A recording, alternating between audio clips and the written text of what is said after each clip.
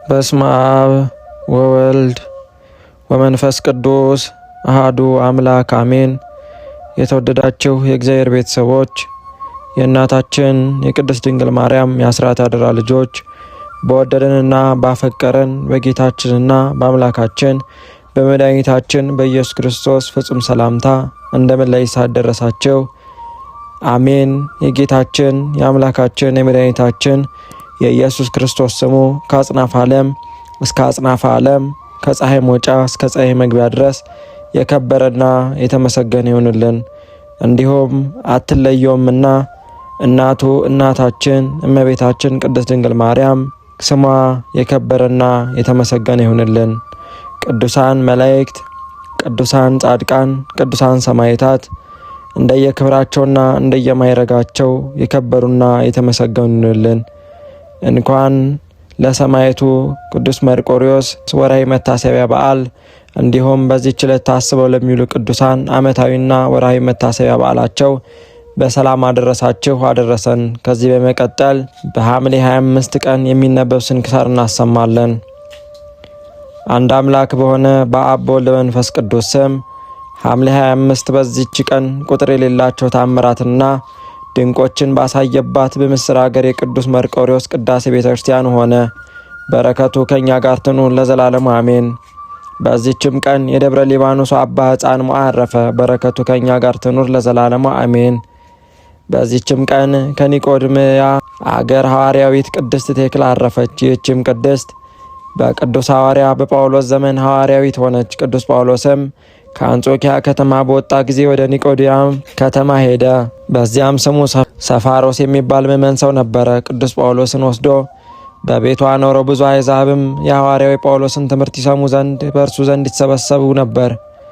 ይህችም ቅድስት ቴክላም በቤቷ መስኮት ተመለከተች፣ የሐዋርያውንም ትምህርት ሰማች። እንዲሁም ትምህርቱን እያዳመጠች ሳትበላና ሳትጠጣ 3 ቀኖች ቆየች። ትምህርቱም በልቧ አደረ። አባትና እናቷ ቤተሰቦቿ ሁሉ አዘኑ። ከመክሯም እንድትመለስ ሐዋርያው ጳውሎስንም እንዳትከተል ለመኗት። ነገር ግን አልሰማቻቸውም። ሁለተኛም አባቷ ወደ ንጉሥ ሄዶ ሐዋርያው ጳውሎስን ከሰሰው። ንጉሡም ወደ እርሱ አስቀርቦ ስለ ሥራው ጠየቀው። ነገር ግን የሚቀጣበት ምክንያት በላዩ አላገኘም ነበር። ሐዋርያው ጳውሎስንም እንዲያስሩ ታዘዘ። ይህችም ቅድስት ቴክላም ልብሶቿንና ጌጦቿን ከላይ አስወገደች። ወደ ቅዱስ ጳውሎስም ሄዳ ከእግሩ በታች ሰገደች። በእርሱም ዘንድ እየተማረች ተቀመጠች። ወላጆቿን በፈለጓት ጊዜ አላገኟትም። በሐዋርያው ጳውሎስ ዘንድ እርሷ እንዳለች ሰዎች ነገሯቸው። በመኮንኑም ዘንድ ከሰሷት። እርሱም በእሳት እንዲያቃጥሏት አዘዘ። እናቷም ሴቶች ሁሉ እንዲገሰጹና እንዲፈሩ አቃጥሏት እያለች ጮኸች። ብዙዎች የከበሩ ሴቶችም በሐዋርያው ጳውሎስ ትምህርት አምነው ነበርና፣ እርሷ ግን በሚያቃጥሏት ጊዜ ልቧን አጽንታ ቅዱስ ጳውሎስን ተከተለችው። ዳግመኛም ሲጸልይ ቅዱስ ጳውሎስን አወጡት። በላዩም በመስቀል ምልክት አማተበ። ራሷንም ወደ እሳቱ ምድጃ ወረወረች። ሴቶችም ያለቅሱላት ነበር። ያን ጊዜም እግዚአብሔር ብዙ ዝናብን በረድና መብረቅን ላከ። የእሳቱ ምድጃ እንደ ቀዝቃዛ ጠል ሆነ። ቴክላም ሩጣ ወደ ቅዱስ ጳውሎስ ተሰውሮ ወዳለበት ቦታ ደረሰች። ራሷንም ላጭቶ ትከተለው ዘንድ ለመነችው። እንዲሁም አደረገላት። ወደ አንጾኪያ ከተማም በሄደች ጊዜ ከመኳንንቶች አንዱ ሊያገባት ፈለገ። መልኳ እጅግ ውብ ነበርና እርሷም ዘለፈችው፣ ረገመችውም። እርሱም በዚያች አገረ ገዥ በሆነ በሌላ መኮንን ዘንድ ከሰሳት። እርሱም ለአንበሶች እንዲጥሏት አዘዘ። በአንበሶች መካከል 2 መዓልት 2 ሌሊት ኖረች። እነዚያም አንበሶች እግሯን ይልሱ ነበር እንጂ ምንም አልከፉባትም። ከዚህም በኋላ በ2 በሬዎች መካከል አስረው በከተማ ውስጥ ሁሉ አስጎተቷት። ነገር ግን ምንም ክፉ ነገር ባላዩ አልደረሰባትም። ከዚያም በኋላ ለቀቋት። ወደ ቅዱስ ጳውሎስም ሄደች። እርሱም አረጋጋት፣ አጽናናት። ክብር ይግባውና በጌታችን በኢየሱስ ክርስቶስ ስም እንድትሰብክ አዘዛት። ከዚህም በኋላ ቆሎንያ ወደሚባል አገር ሄዳ ሰበከች። ከዚያም ወደ አገሯ ሄዳ ክብር ይግባውና በጌታችን በኢየሱስ ክርስቶስ ስም አስተማረች። አባትና እናቷንም ክብር ይግባውና ጌታችን ኢየሱስ ክርስቶስን ወደ ማመን መለሰቻቸው። ተጋድሏንም ፈጽማ በሰላም አረፈች። የሐዋርያነት አክሊልም ተቀበለች። ሥጋዋም በግብጽ ደቡብ ሰንጋር በሚባል አገር እስከ ዛሬ አለ። ከሥጋዋም ብዙ ድንቅና ታምር ተገለጠ። ለእግዚአብሔር ምስጋና ይሁን። እኛንም በቅድስት ቴክላ ጸሎት ይማረን፣ በረከቷም ከኛ ጋር ይኖር ለዘላለሙ አሜን። በዚህችም ቀን ባና ከሚባል አገር ቅዱስ እንዲኒና በሰማዕትነት አረፈ። ይህም ቅዱስ ጎልማሳ ነበር። ወላጆቹም ከሀገር ሽማግሌዎች የሆኑ ምእመናን ነበሩ። ከዚህም በኋላ ይህ ቅዱስ ወደ እንዴናው ከተማ ሄደ። በመኮንኑም ፊት በመቆም ክብር ይግባውና በጌታችን በኢየሱስ ክርስቶስ ታመነ። መኮንኑም በፍላጻ ይነድፉት ዘንድ አዘዘ። እንዲሁም አደረጉበት። ነገር ግን ከፍላጻዎች ምንም ጉዳት አልደረሰበትም። ከዚህ በኋላ አስሮ ወደ እስክንድሪያ ከተማ ላከው። ከእርሱም ጋር ቅዱስ ቢማኮስና ሌሎች 2 ሰማዕታት ነበሩ። የእስክንድሪያውም ገዥ አሰራቸው። ቅዱስ እንዲኒናን ግን በአፍንጫው ብዙ ደም እስኪፈስ ድረስ ዘቅዝቆ ሰቀለው። በየአይነቱ በሆነ ስቃይም ብዙ አሰቃየው። ከማሰቃየትም በሰለቸ ጊዜ ፈርማ ወደሚባል አገር ላከው። በዚያም በወህኒ ቤት ቅዱስ ሚናስን አገኘውና ደስ አለው። እርስ በርሳቸውም ተጽናኑ። ከዚህም በኋላ መኮንኑ በየአይነቱ በሆነ ስቃይ አሰቃየው። በእሳት ባጋሉትም መጋዝ ስጋውን ሰነጠቀው። በብረት ምጣድ ውስጥም አበሰሉ። ጌታችንም ያለ ጉዳት በጤና አስነሳው። መኮንኑም ማሰቃየቱ በሰለቸው ጊዜ ራሱን በሰይፍ ይቆርጡት ዘንድ የሰማዕትነትን አክሊል በመንግሥተ ሰማያት ተቀበለ። ከስጋውም ታላላቅ ታምራት ተደረጉ። ለበሽተኞች ፈውስ ተደረገ። ለእግዚአብሔር ምስጋና ይሁን፣ እኛንም በጸሎት ይማረን፣ በረከቱ ከእኛ ጋር ትኑር ለዘላለሙ አሜን። በዚህችም ቀን ደግሞ ይስሐቅ በሰማዕትነት ሞተ። ይህም ቅዱስ ሳምሳ ከሚባል አገር ነበረ። እርሱም የአትክልት ቦታ ጠባቂ ነበረ። ደግ የዋህና ጽሙድ አገልጋይ ነበረ። ስጋም አይበላም ነበር፣ ወይንም አይጠጣም። በየ2 ቀን ይጾም ነበረ። ቅጠልም ይበላ ነበር። ለድሆችና ችግረኞችን የሚጎበኝ ነበረ። ከደሞዙም የምትተርፈውን ይሰጣል። ክብር ይግባውና ጌታችንም በራእይ ተገለጠለትና ወደ መኮንኑም ሄደው በቅዱስ ስሙ እንዲታመን አዘዘው። ከዚህም በኋላ ብዙ ቃል ኪዳን ሰጠው። ያዘጋጀለትንም የደስታ አክሊሎችንም ተስፋ አስደረገው። በነቃ ጊዜም እጅግ ደስ አለው። ተነስቶም ከእርሱ ያለውን ገንዘብ ለድሆች ሰጠ። ከዚህም በኋላ ይረዳው ዘንድ ወደ እግዚአብሔር ጸለየ። ወደ መኮንኑም ደርሶ ክብር ይግባውና በጌታችን በኢየሱስ ክርስቶስ ታመነ። መኮንኑም ጽኑ ስቃይን አሰቃየው። በእሳትም አቃጠለው። ሕዋሳቱንም ቆራርጦ ሰቀለው። በመንኮራኩርም አበራየው። ጌታችን የሚያጸናውና ይፈውሰው ነበር። ከመሰቃየቱም የተነሳ በሰለቸ ጊዜ ራሱን በሰይፍ ይቆርጡት ዘንድ አዘዘ። የሰማዕትነትን አክሊል በመንግሥተ ሰማያት ተቀበለ። ከዚህ በኋላ ምእመናን ሰዎች ከአገሩ ሳምሳ መጥተው ስጋውን ወሰዱ። በአማሩ ልብሶችም ገንዘው የመከራውን ዘመን እስኪፈጸም ድረስ በመልካም ቦታ አኖሩ። ከዚያም በኋላ ውብ የሆነች ቤተ ክርስቲያን ሰሩለት። ስጋውን በዚያች አኖሩት። ከእርሱም ድንቆችና ታምራቶች ተገለጡ። ለእግዚአብሔር ምስጋና ይሁን፣ እኛንም በጸሎት ይማረን፣ በረከቱ ከእኛ ጋር ትኑር ለዘላለሙ አሜን። ዳግመኛም በዚች ቀን በድሜራ አቅራቢያ ድምድል ከሚባል አገር ቅድስት ኢሳሪያ በሰማዕትነት ሞተች። የዚህችም ቅድስት ወላጆቿ ደጎች ምእመናን ነበሩ። እርሷም በስጋዋና በነፍሷ የነጻች ነበረች። ሁልጊዜም ትጾምና ትጸልይ ነበረ። 11 ዓመትም በሆናት ጊዜ እርሷ ቆማ ስትጸልይ ጌታችን ታላቅ ብርሃንን ገለጠላት። የመላእክት አለቃ ቅዱስ ሩፋኤልም ተገልጦ እንዲህ አላት። ተጋድሎ ተዘርግቶ ሳለ ክብር ይግባውና በክርስቶስ ስም ለሚጋደሉ አክሊሎች ተዘጋጅተው ሳሉ አንቺ ለምን ከዚህ ተቀምጠሻል? አላት።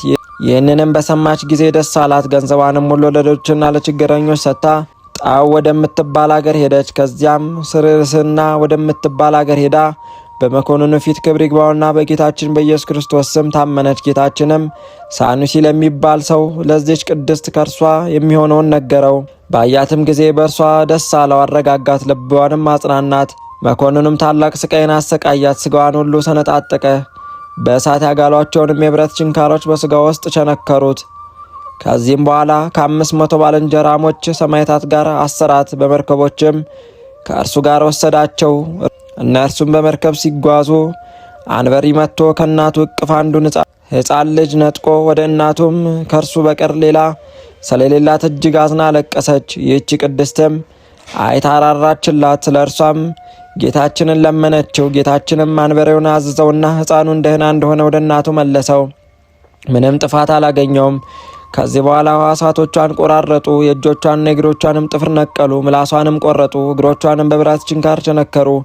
በብረት አልጋ ላይም አስተኝተው ከበታቿም እሳት አነደዱ። ነገር ግን ምንም ጥፋት አልደረሰባትም።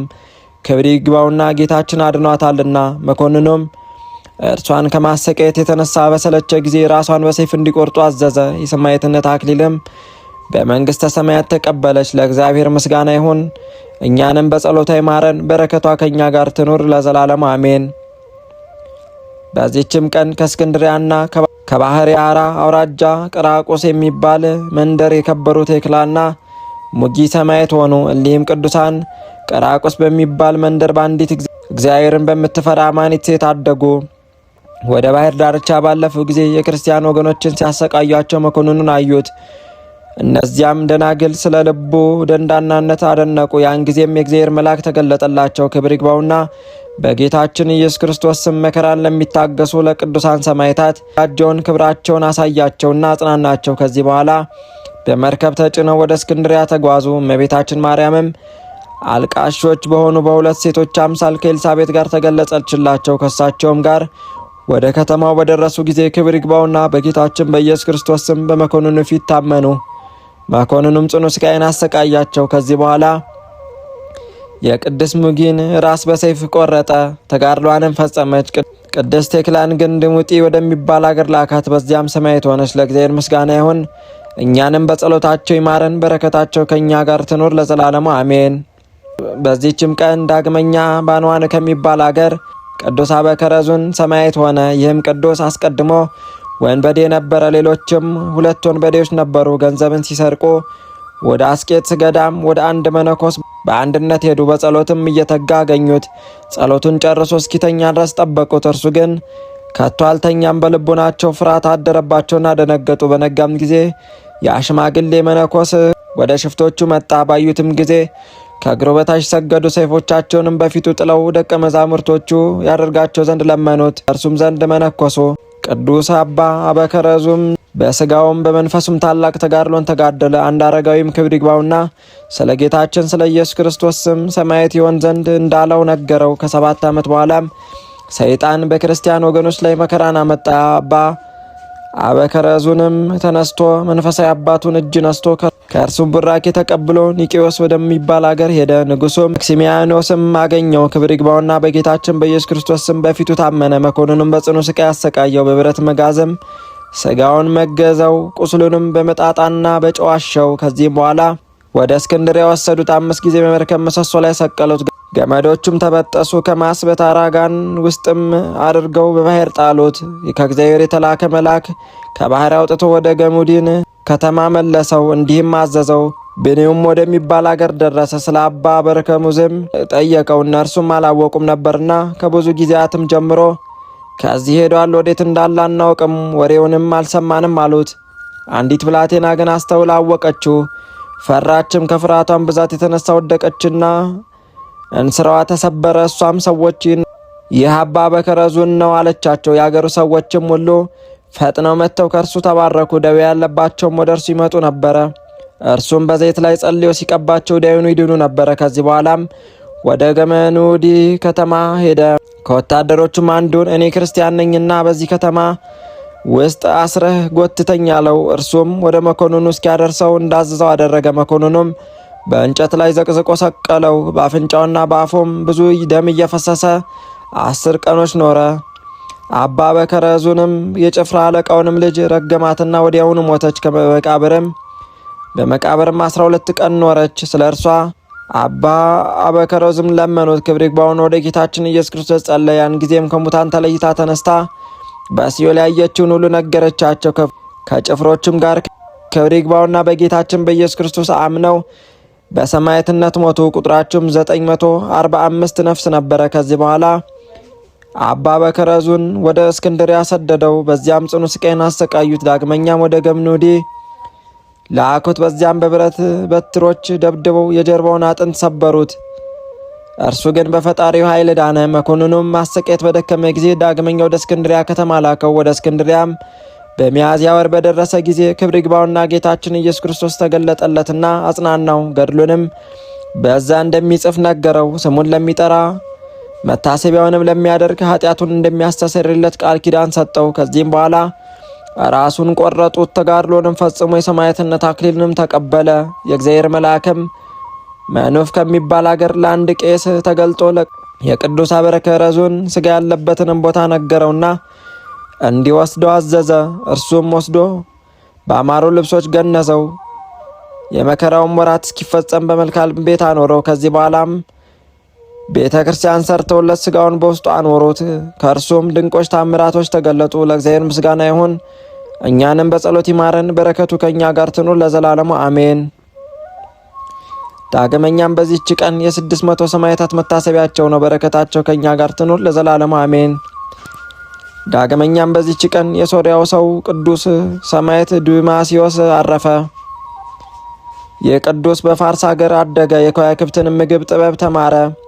ከዚህ በኋላ ክርስቲያን ሊሆን ወደ ፋርስ ሰዎችም ስሙ አጋሊዮስ የሚባል ቄስ በገበያ ውስጥ አገኘ። እርሱም ወደ እግዚአብሔር የሚያደርስ ሃይማኖትን አስተማረው። እጅግ ደስ ብሎት ቤተሰቦቹን ወደ እግዚአብሔር ይመለሱ ዘንድ ያስተምራቸው ጀመር፣ አሳመናቸውም። ከዚህም በኋላ በሶርያና በሮም መካከል ወዳለች አገር ሄደ።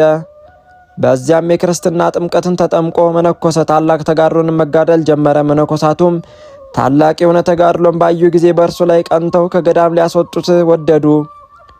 ባወቀም ጊዜ ወጥቶ ወደ ቅዱስ ሰርጊዮስ ገዳም ሄደ። በዚያም በአንድ ባሕታዊ ቄስ ዘንድ ተቀመጠ። ከዚህም በኋላ ዲቁና እንዲሾመውና ከእርሱ ጋር በቤተ መቅደስ ውስጥ እንዲያገለግል ቅዱስ ዲማዲዮስን አስገደደው። ትእዛዙንም መተላለፍ ባልተቻለው ጊዜ ዲቁና ተሾመ።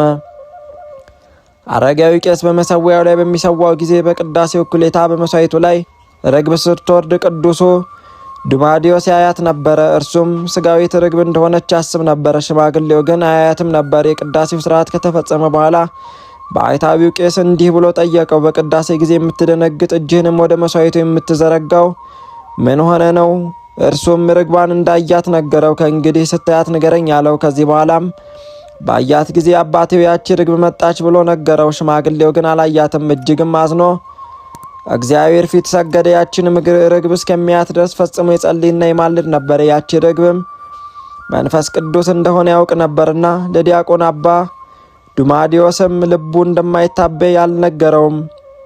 ከዚህ በኋላም ሽማግሌው ቄስ ወደ ኤጲስቆጶስ ሄዶ ዱማዲዮስን የቅስና ማዕረግ ሾምለት ዘንድ ለመነው። ልመናውንም ተቀብሎ ያለ ውዴታው ቅስናን ሾመው። ሊቀ ጳጳሳቱ ዜናውና ገድሉም እንደሰማ ጊዜ ከእርሱ ጋር ወገኖቹን ወሰደ። ከወገኖቹም ጋር ወደ እርሱ ሄዶ በረከቱን ሊቀበል ወደደ። ቅዱስ ዱማዲዮስ ግን በመንፈስ ቅዱስ አውቆ ከዚያ ተሰውሮ ሄደ። ወደ ሰማዕቱ ቅዱስ ማርቆስ ቤተ ክርስቲያንም ደረሰ። ከዚያም ወደ በረሃ ሄዶ በዚያ ሳር እየበላ ኖረ።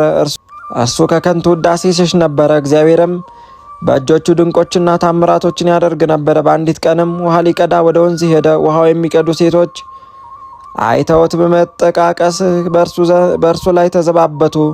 በልቡም እያዘነ ውሃ ሳይቀዳ ተመለሰ። ያን ጊዜም ወንዙ ደረቀ። ሰዎችም ቅዱስ ዱማዲዮስ እንዳደረቀው ባወቁ ጊዜ ሴቶቹና ወንዶቹን ሁሉ ወጥተው በብዙ ለቅሶ ለመኑት። ለቅሷቸውንም አይቶ ክብር ይግባውና ጌታችንን ለመነው። የወንዙንም ውሃ እንደ ቀድሞ መለሰላቸው። ሰዎችም ሲያከብሩት ባየ ጊዜ ከዚያ መጠለያ ከሰማይ በታች ያለውን የበጋውንም ቃጠሎ የክረምቱንም ቅዝቃዜ ታግሶ እየተጋደለ ዓመት ሙሉ ኖረ። በብዙ ድካምም አስገድደው ትንሽ ጎጆ ሰርተው በውስጧ አስገቡት። ከእርሱም ብዙዎች ድንቆች ታምራቶች ተገለጡ። ከእርሱም አንድ ዓይኑ የታወረ አንድ ሰው ነበረ። ከእርሱም በተባረከ ጊዜ ዓይኑ ድና አየች፣ እንደ ሁለተኛ ሆነች። ሁለተኛም ጎባጣ ሰው ወደ እርሱ መጣ። በውሃና በዘይት ላይ ጸልዮ የመጻጉዕንም ሥጋ አጥቦ አዳነው። ዲዳውንም እንዲሁ አዳነው። ከዚህ በኋላ ባልና መካን ሚስቱን መጡ። ስለ እነርሱም ይጸልይ ዘንድ ለመኑት። እርሱም ክብር ይግባውና እግዚአብሔር ለምኖላቸው ልጆችን ሰጣቸው። ወደ እርሱም ልጆቻቸውን አምጥቶ ባረከላቸው። ከዚህም የሚበዛ ብዙ ታምራትን አደረገ። ከካህዴው ከዋሊጦስ ዘመን የአምላክ ወዳጅ ንጉሥ ቆስጠንጢኖስ ያሰራቸውን አብያተ ክርስቲያናት ጭፍሮቹ ወደ አንጾኪያ መጥተው አፈረሱት። ከዚህም በኋላ የፋርስ ሰዎች ጦርነት ሊገጥሙት መጡ። ሲጓዝም ወደ ቅዱስ ዱማዲዮስ ማደሪያ ደረሱ። ስለ እርሱ ለመኮንኑ ነገሩት። እርሱንም ይወግሩት ዘንድ አዘዘ። ከረዱም ጋር በድንጋይ ወገሩት። የጣሉትንም ድንጋይ በባታቸው ላይ ታላቅ ኮረብታ ሆነ። እርሱና ረዱም በእንደይ በሆነ ድርጊት ታረፉ። ከአንድ ዓመትም በኋላ ለአንድ መንገደኛ ሰው ተገለጠ። ግመልም ጭኖ ነበረ። እርሱም ሲያልፍ ግመሉን ከምድር በታች በጉድጓድ ውስጥ ወደቀ። ሰዎች ግመሉን ሊያወጡት በመጡ ጊዜ የቅዱስ ዱማዲዮስ በዓት ተገለጠ። ቆፍረውም የቅዱስ ዱማስዮስን የረዱንም ሥጋ በክብር አወጡት። ይኸውም ባረፈበት በሐምሌ 25 ቀን ነበረ። ቤተ ክርስቲያንም ሰርተው የእርሱንም ሥጋ የረዱንም ሥጋ በውስጡ አኖሩት። ጌታችንም ከእርሱ ብዙዎችን ታምራቶችን ገለጠ። ለእግዚአብሔር ምስጋና ይሁን። እኛንም በቅዱሳን ጸሎት ይማረን፣ በረከታቸው ከእኛ ጋር ትኑር ለዘላለሙ አሜን። በዚህችም ቀን አትሪብ በሚባል አገር የ25,000 ሰማዕታት መታሰቢያቸው የሄኖክም ዕርገት ነው። በረከታቸው ከእኛ ጋር ትኑር ለዘላለሙ አሜን። ጌታ ወይ ከብልጽግናቸው ብዛት የተነሳ ብዙ መባ ካገቡት ይልቅ የድሃይቱን አነስተኛ መባ እንደተቀበልክ ለሁል ጊዜ የሚያገለግሉ አእላፍ መላእክትን እያሳሰብኩ በችግሬ ጊዜ የማቀርብልን ምስጋና ተቀበል። እናንተም ቅዱሳን ነቢያት፣ የወንጌል ሰባኪያን ሐዋርያት፣ ሰማዕታትና ጻድቃን፣ ትጉሃን መላእክት፣ ፍጹማን ደናግል እንዲሁም ደጋጎች መነኮሳት ሆይ ልጅ አዋቂ ሳይለይ የምንሰበሰብበትን የጉባኤ ቦታ ባርኩ። ይህንን መጽሐፍ ወረቀት አዘጋጅቶ ብራና ደምጦ የጻፈውና ያጻፈውን ከግዕዝ ወደ አማርኛ የተረጎመውን ቃለ ንባቡን በእርጋታ መንፈስና በተመስጦ ሕሊና ያዳመጠ በደለኛን ሁሉ የምታስምር የጌታን እናቱ በማርያም ጸሎት ኢየሱስ ክርስቶስ በአንድነት ይማረን። የእኚህ ሁሉ ቅዱሳን ጸሎታቸው በረከታቸው ከእኛ ጋር ትኑር ለዘላለሙ አሜን።